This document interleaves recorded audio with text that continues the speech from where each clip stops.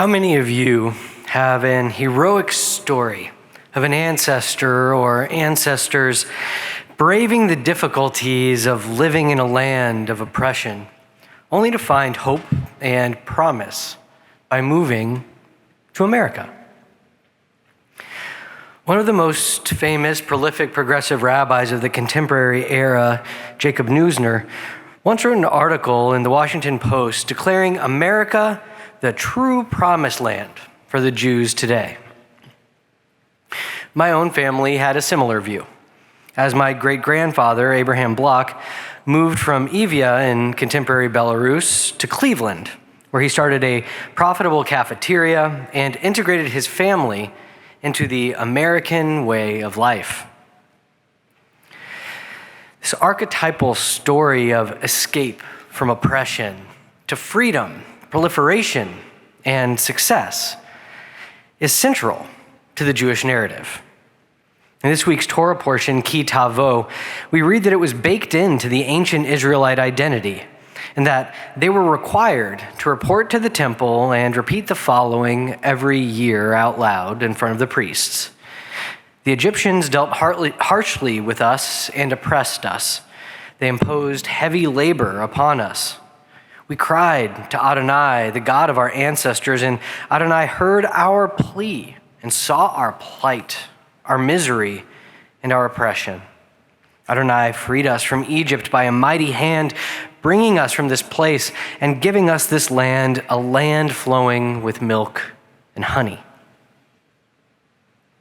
The echo of this ancient formula shines through in my family's own story, and I'm sure in many of yours, whether you're Jewish or not.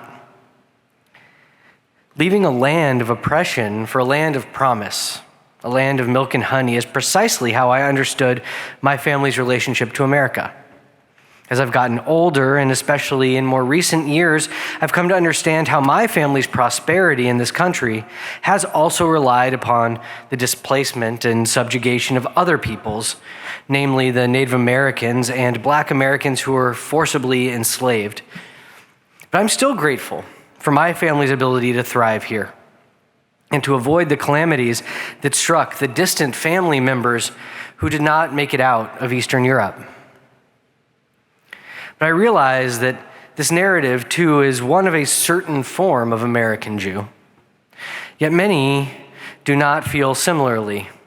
And instead of seeing America as an opportunity for a new way of living, have remained separated and insulated from the promise America can offer. In this past Sunday's New York Times, a piece ran that laid bare one of the ways in which many of our Jewish siblings in New York have maintained this insularity. Hasidic yeshivot, the schools in which children of the various Hasidic sects are educated, have purposefully failed to educate their children in the fundamentals of English, math, science, and other humanities. In 2019, every child from these schools who took a state-mandated test in English or math failed, in spite of the schools having received $375 million in state educational funds that year. In these communities, part of the identity cultivated amongst the population is to still see themselves as needing to remain completely separated from their surrounding culture, due to a mistrust of the non-Jewish population and a sense of ongoing persecution. This is not without some truth, as most of the 34 anti-Semitic attacks that occurred in Brooklyn last year were, in fact, against Hasidic Jews. I do not think, though, that this merits a carte blanche for keeping children illiterate and unable to function in wider society as a form of protection or cultural preservation. I believe that the idea that providing secular education will somehow undermine the Hasidic way of life is overstated by those who hold power in the community as a way of maintaining said power, not as a way of maintaining continuity of their tradition. To be sure, an educated population is more likely to question and push back against fundamentalist belief structures. But that does not mean that all aspects of the culture and traditions will also be deserted. It simply means that the current hierarchical power structure may be less able to maintain their iron grip upon the population, which, in my view, is good for everyone. A step in the right direction was taken by our state government on Tuesday to begin enforcing minimum requirements for private schools with regard to secular education. But it is only a first step, and was one whose consequences are still unclear. We individually can help make change as well. As we begin our trek into the new year, I ask that you consider what you might be able to contribute to help our Jewish siblings. There are two organizations in particular doing wonderful work in this area. One, Footsteps, has many volunteer opportunities, as well as ongoing programs that help people raised in ultra-Orthodox communities attempting to build new lives outside of their birth communities.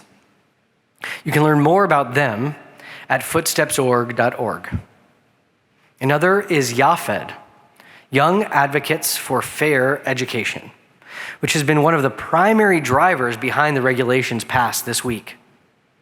Their founder, Naftali Moser, grew up in these yeshivot and has devoted his adult life to making sure other children from his community do not have the same experiences that he had. For more information about them, go to yafed.org, YAFFED.org.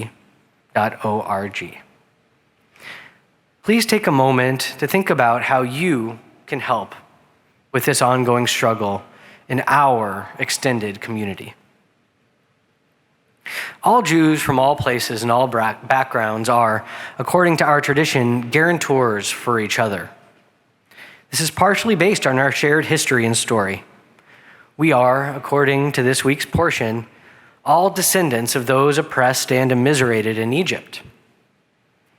Let us make sure that we never allow oppression or immiseration to be committed in the name of Torah, and instead teach our children well that misery can be fleeting and that they can pick their own dreams, that they, through those dreams, can build for themselves and others a land of milk and honey.